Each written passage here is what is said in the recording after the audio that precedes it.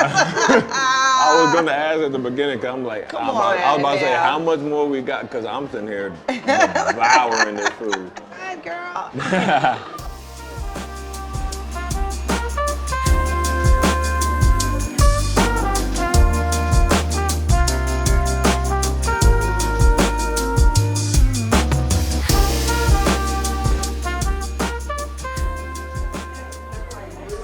Oh my God, how are you you? doing? Welcome home.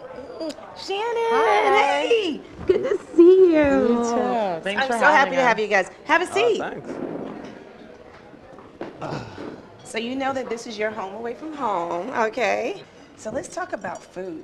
You know, when I think about food, especially soul food, and I think about Harlem and community, these are some of the dishes that speak to me. And Shannon, I know that you have Caribbean roots. Yep. So you know I had to throw down on some oxtail today, okay? Threw a little plantains over there and some peas and rice, or rice and peas, Rice and depending on peas. where you're coming Rice and from. Catfish.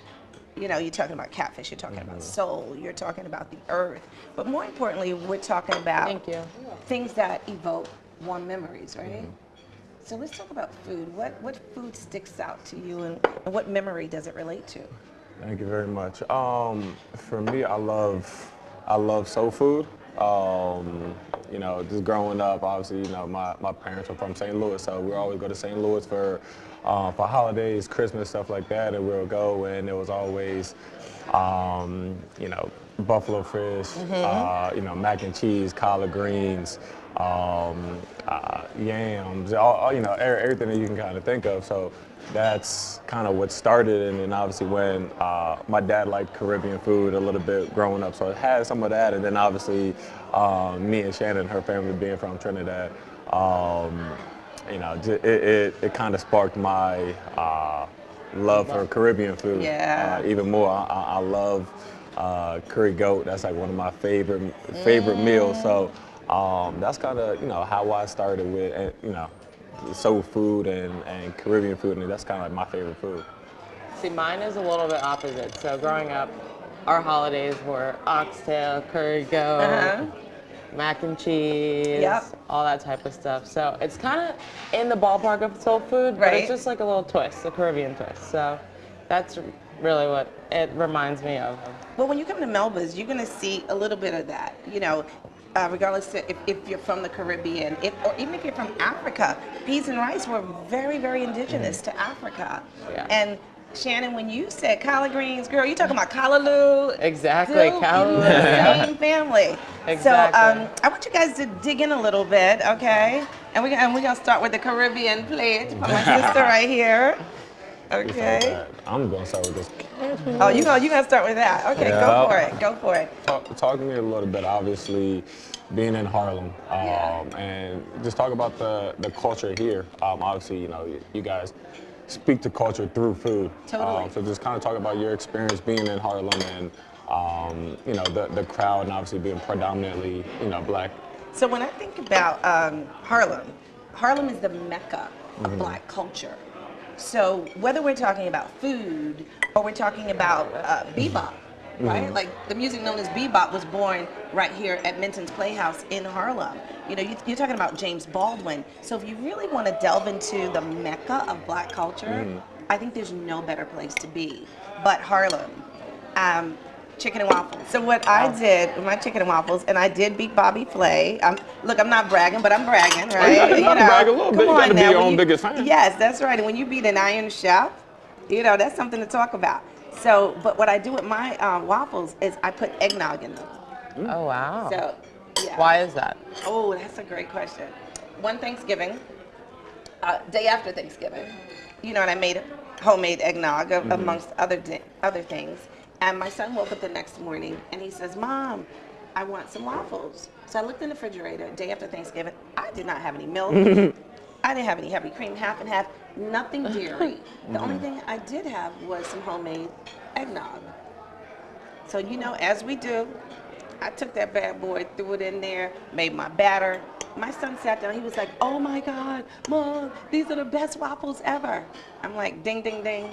Kids don't lie. And so that's how I came up with the eggnog waffles. Yeah. you know. But that's how we do it oftentimes, right? We look in the refrigerator and see what's left. What you got? Come on now, you know, you put that bad boy together and you make it work. Because that's what our family did, you know. Just obviously, speaking of family, obviously, you know, you have, it's in your bloodline. You have great bloodlines in terms of restaurant and taste and palate. So if you can kind of talk to us a little bit about, you know, your background in terms of how you became, you know, so, you know, immersed in just cuisine and you know, the Black culture. Well, my family's from Hemingway, very, very small town in South Carolina. So after school, every June, my mom, dad, brother, sister, and I would pile into the car, and we'd take the 11-hour drive down to South Carolina. Wow. So my brother and sister, they wanted to go play with the cousins, roll in the dirt, you know, play with the chickens and the pigs on the farm. And me, I would get my grandmother, put on an apron, and we would go into the garden.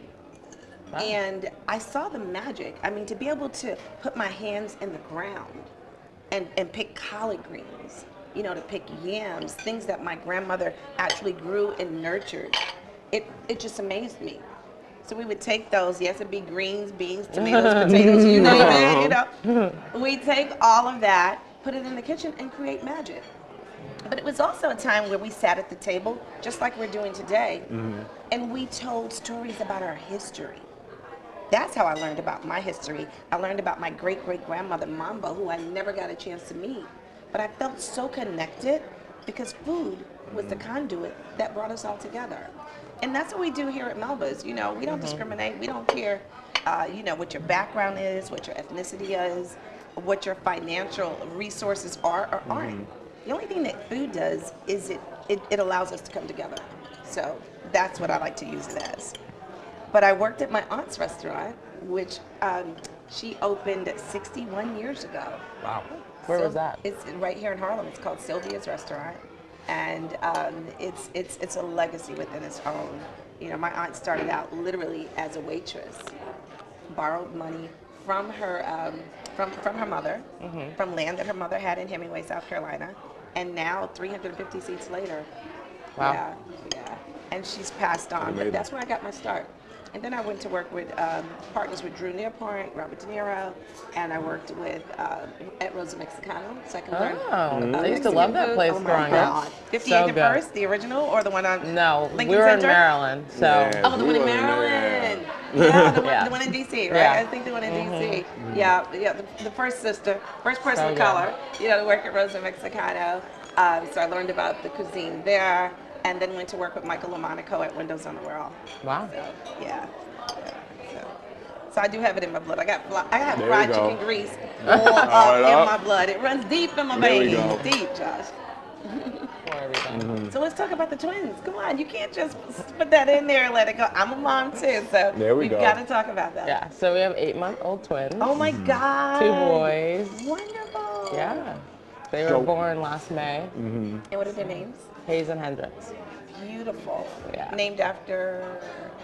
Nothing, No, actually. not like not Jimi Hendrix. I know, I'm you just know that's putting where it I out. was I knew going. everybody says it. What? It was funny because I picked Hendrix, and actually the reason why Jeremy Grant is from Maryland. Was with me in Portland last year, and his girl was pregnant at the time. And we're going back and forth trying to figure out what names we're gonna name our kids and all that stuff.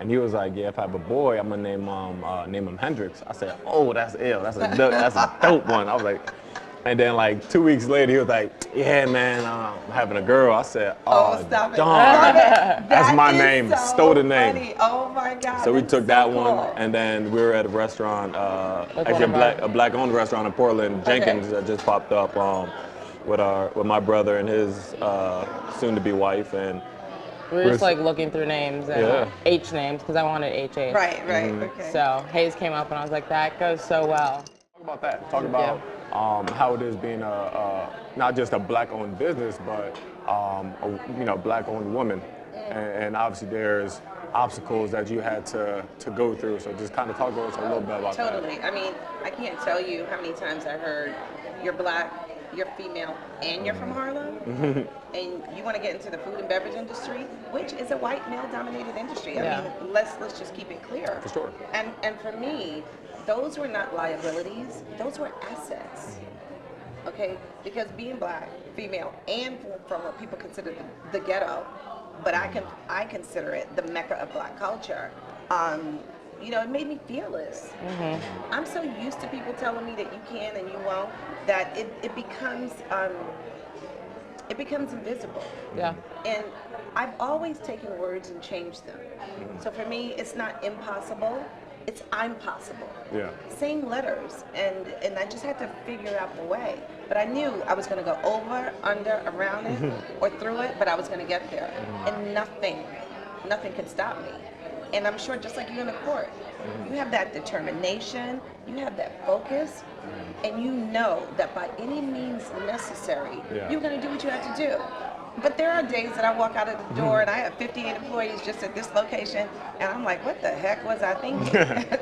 You know, but during those times, I walk out this door, I look to my right, there's a monument to Frederick Douglass, right there on the right on the corner, a few blocks down.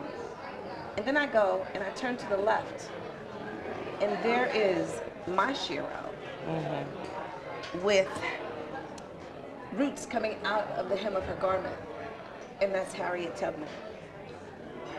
And I say to myself, if Harriet Tubman can build an underground railroad, who am I to complain? Who am I to complain? So these are my stepping stones. This is about legacy for me. It's about showing people from the Harlems of the world that's often been told they couldn't, they won't, they shouldn't, they don't. But if I can, you can too. And if I can, so can you. That's what I want my legacy to be. I want my legacy to be that I opened the door, that I gave someone else hope, and I showed by example that if I can, they can too.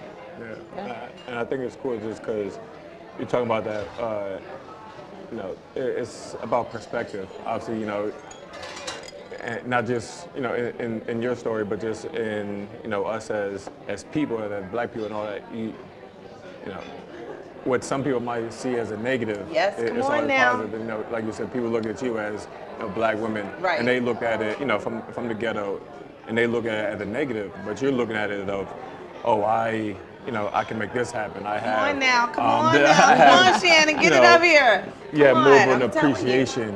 You have more of a culture to you, and I think that's something that's, you know, prominent in every walk of life. Not, you know, in the food industry or where you want to be in education, finance, or anything like that. It's all about perspective. What some people view as a negative, even me, you know, on the basketball court. That's right. You know, for me, it's, you know, sometimes I might not be shooting well, but if you're not shooting well, you know, you might be able to be cutting, you might be able to be creating movement for your other teammates, and you do other things. So it's like how some people might look at something that's a negative, you're able to, you know, turn that into a positive. We have to. And I think that's the biggest thing, and it's not about letting someone dictate, you know, what you want to do. And I think that's the Can you say that for the people in the back here? For okay, because that's what you just said is paramount to reaching our goals in life, whatever they may be. Not letting someone else order our steps, as the great spiritual says. Don't let anybody else order our steps. You know, our journey is ours to write. Exactly. You know, we are the narrators of our own story by any means necessary. And that's how I look at my life. And I'm sure for you, I mean, my son also played ball for many years in high school. So he's 6'10", he better play. Yeah, he went to Oak Hill Academy with Steve Smith. He went to IMG, he was at IMG for many years. So, but when they talk about statistics, what do they say? 1 out of, I don't even know the number, but it's something, it's almost like hitting the lotto. Yeah. So I can only imagine the work that you have put in to get to this place that so far few reach. You know, and you, Shannon, being by his side, you know, having to make sure that his head is right, his spirit is right, his energy is right. Making sure that at home, because when stuff is not right at home, it doesn't even make a difference. That home life is the foundation for everything. Exactly. So it's a team effort, I'm sure. Yeah, for sure. And I think the family aspect is cool just because being a trailblazer and having that determination isn't just for you. It's for Yes. your family. Yes. It's for, you know, like I said, your legacy is for, you know, there might be a little girl that walks by 10 years old and or her family, you know, comes in here and they have a meal and she looks at it and she's, you know, she sees you, you know, helping wow. cook and serve Yeah. and that's an inspiration. So You're from where she is. Amen. Exactly. She's so black. Yeah. She's a woman. Yep. that legacy So, aspect You're is showing a lot of people that they can do anything. Well, sure. you guys are Yeah. too. not for You sure. guys are too. And I Let's think talk that's about the your beauty of legacy. it. Yeah. Come on. Let's talk about your legacy. Ours. JH, if I may. There's two sides of it, right? Because obviously I have, there's the family side, which honestly I don't even want to be, you know, to my kids and, you know, grandkids and so on. I don't want to be like the hooper. You know, I want to be someone who, you know, was successful, but set up everyone else. I think that's the biggest thing. Okay. You know, everyone always asks me in terms of like, do I want my, you know, what do I want my kids to play? Do I want them to play in football? Do I want to play basketball? I could care less what my kids play. I want them to be happy. I want them to be Exactly. Happy and healthy. If they don't pick up a ball, pick up a sport, if they want to do music, they want to do it. You know, I want my legacy to be,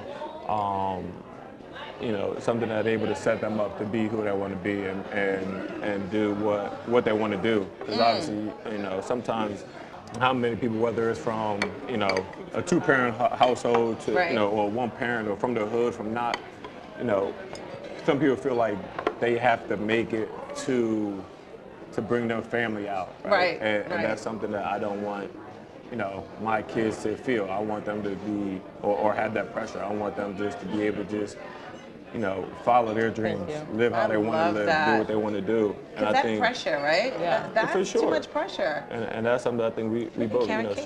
she was an athlete, and I think she kind of feels the same in terms of Yeah. like we don't care what they do. Wait. How am I just finding? Come on, let's talk about Mm-hmm. that. I played soccer in college. No, go ahead, girl. A little girl down. Thank Sorry, you. little girl down. Yeah. Nice, So nice. we both get what it's like to have Yeah. a lot of pressure. So Yeah. I just want them to be happy, whatever they're happy doing. Yeah.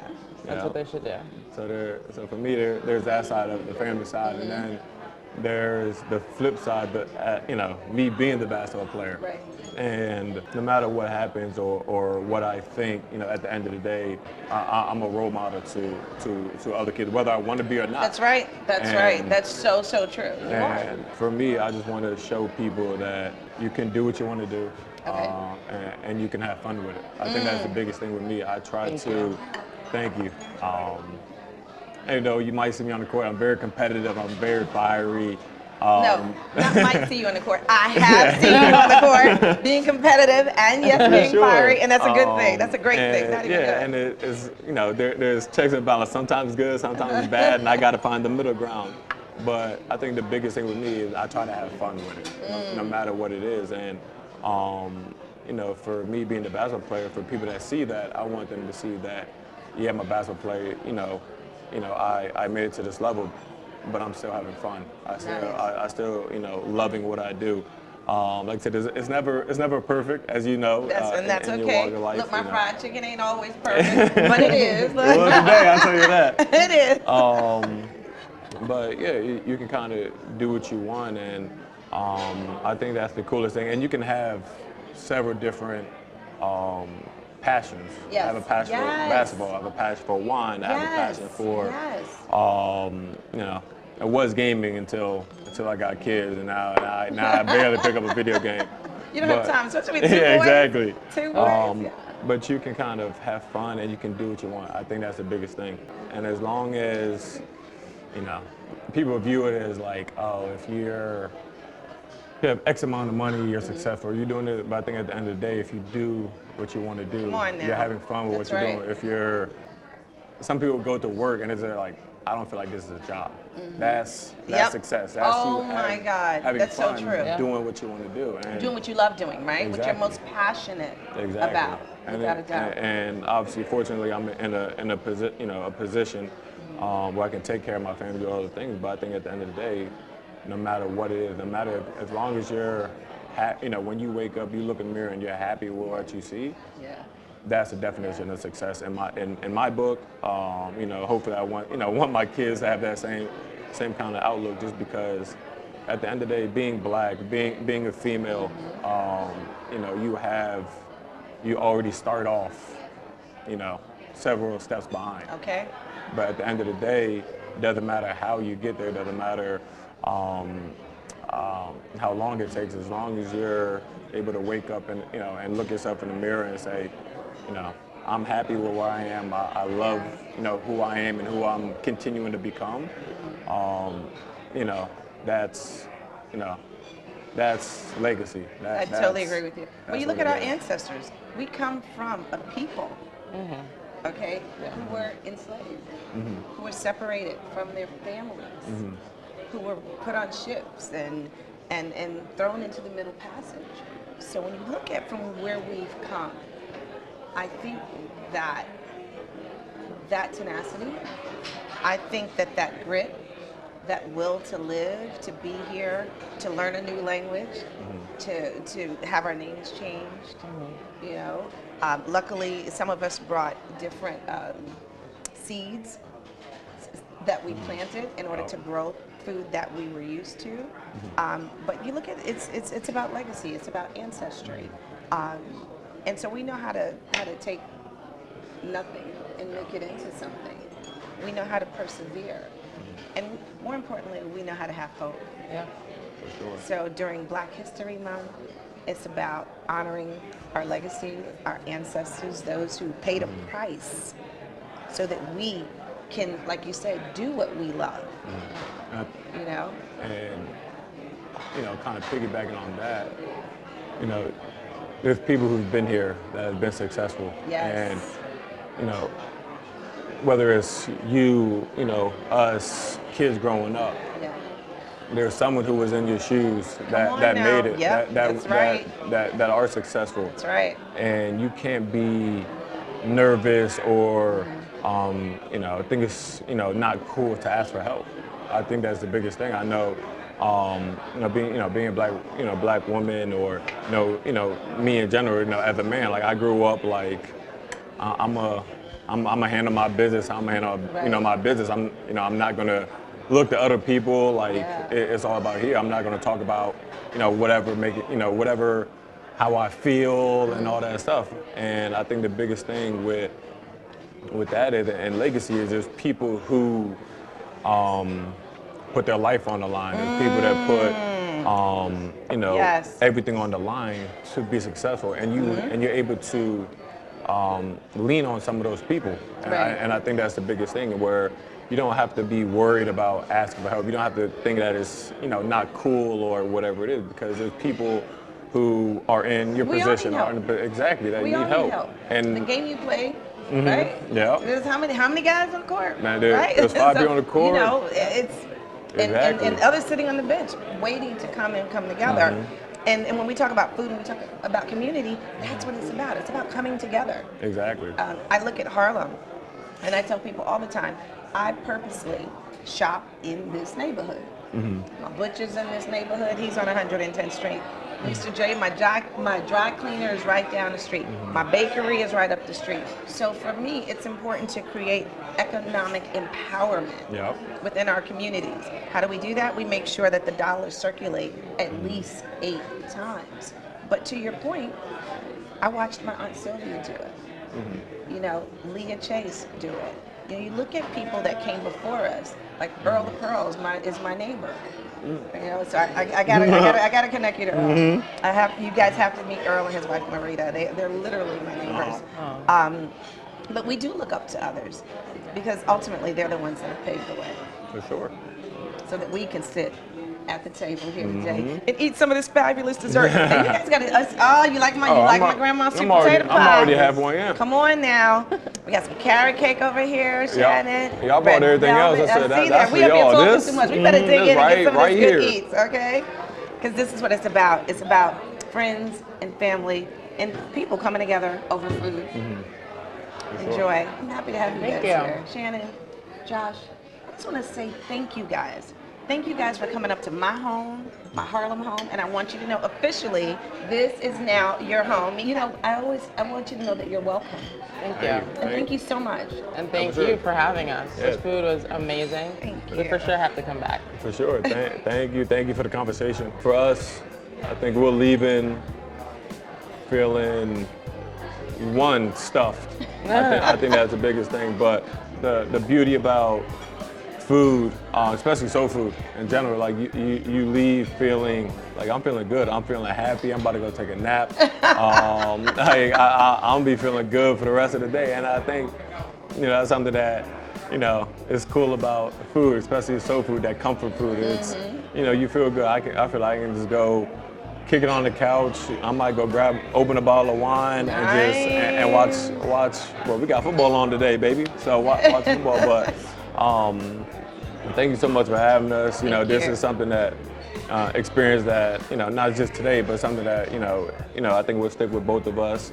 And I think that's what all this is about. Not just the food, but the conversation and Making relationship, networking, and doing those kind of things. So thank you so much for having us. Thank you for the conversation. Thank you for the amazing food.